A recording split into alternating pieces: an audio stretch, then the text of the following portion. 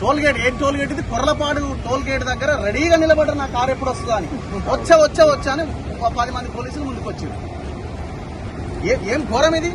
Revenue మంత్రికి తెలవకుండా 1000 గుడిసెలు 10,000 మంది పోలీసులను పెట్టి కూలగొడుతుంటే కనీసం మీడియా వెళ్ళి కవర్ చేయొద్దట. మళ్ళీ ఏంది మళ్ళా మేము యూట్యూబ్ అసలు మీ ఆలోచనలు మేము లెక్క కూడా కాదు కదా.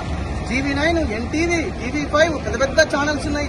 అడ్డుకొని మీరు ఆగండి, మీ వల్ల లా అండ్ ఆర్డర్ ఇష్యూ వస్తుంది. మేము రాళ్ళు ఉన్నాయా మరి అందులో చెక్ చేసుకోండి.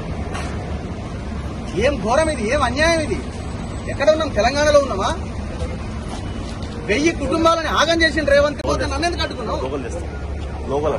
నువ్వు కూడా ఇందులో పాత్రధారివే.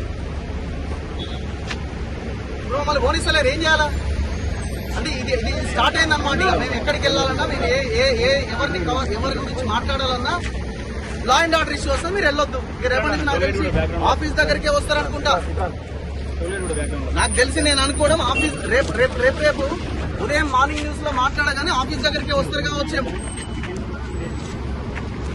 ఎక్కడ పోవాలండి జనాలు? ఇంత అన్యాయం ఉంటుందా? మాట్లాడుతున్న మేమే మా ఛానల్లో వస్తున్నాం. వేరే ఏ ఛానల్లో రావట్లేదు ఈ వార్త.